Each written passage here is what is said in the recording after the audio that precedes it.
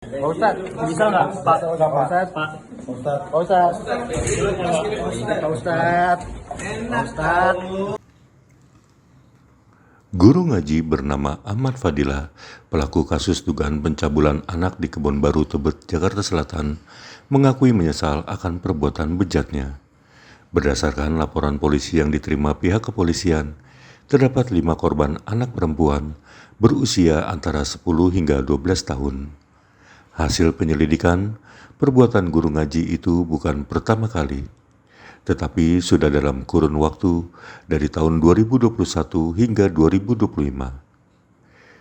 Kini Fadilah yang ditampilkan ke publik dalam konferensi pers di Mapolres Metro Jakarta Selatan pada Rabu 9 Juli 2025 mengaku khilaf melakukan aksi kejinya tersebut. Tampak Fadilah mengenakan baju tahanan berwarna oranye serta peci abu-abu dan hitam dengan kedua tangannya diborgol.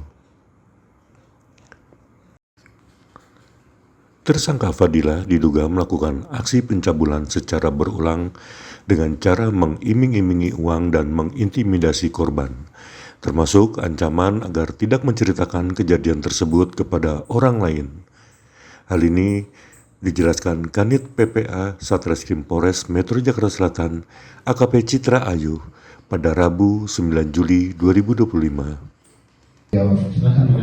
Bu, untuk pelaku sendiri Bu, apakah sudah memiliki istri Bu yang melatar belakangi beliau melakukan perbuatan itu apa Bu? Ya, dapat saya sampaikannya bahwa pelaku ini sendiri memang memiliki keluarga, sudah ada istri dan anak juga. Terkait mengapa melakukan, yang pasti jawabannya adalah khilaf ya. Cuman kalau lebih dalamnya nanti akan kita dalami lebih lanjut lagi. Bu, kan ini dari tahun 2021 Bu, pendekatan untuk mengetahui perkara ini bagaimana awalnya Bu? Kita melakukan pendalaman lebih lanjut tentunya, baik tidak hanya kepada pelaku dan juga kepada anak-anak.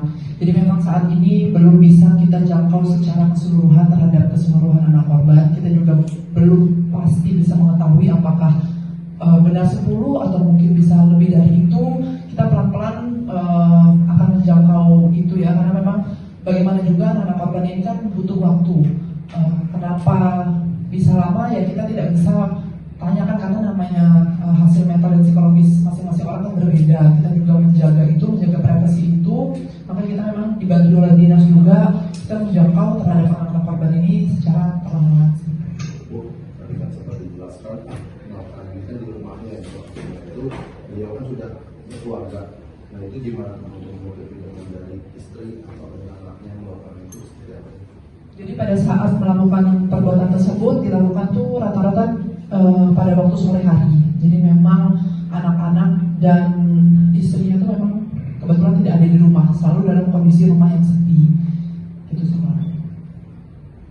Jadi saya tambahkan mungkin dulu, kenapa sih ini baru sekarang ya bisa diketahui? Karena memang walaupun itu secara perlakuan dari tahun 2021 ya, karena memang secara psikologis anak ini awalnya memang ada pengancaman, kemudian juga dia juga mungkin merasa takut, sehingga dia tidak segera untuk melaporkan orang tuanya, ya sehingga sampai sekarang baru diketahui. Karena ini pun karena memang ada kecurigaan daripada orang tuanya, sehingga anak itu baru menyampaikan kepada orang tuanya, sehingga terbukalah kasus perkara ini.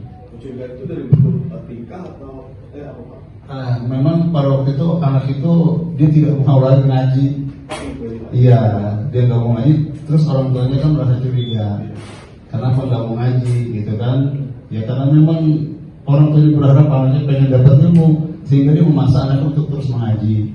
Tapi karena anaknya merasa trauma ya, sehingga dia akhirnya menceritakan ya dengan orang tuanya. Itulah orang tuanya baru tahu kalau itu ada perlakuan yang tidak baik.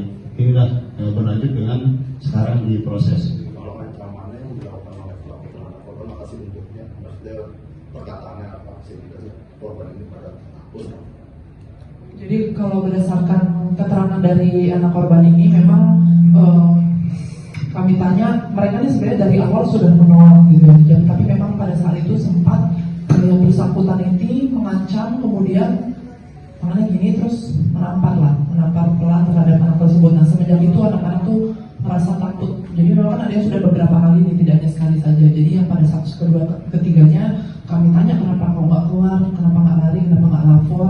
Ternyata karena trauma di pukul tadi pertama itu yang membuat anak-anak akhirnya jadi ketakutan, jadi tidak berani berbicara kepada orang lain ataupun kepada orang tuanya.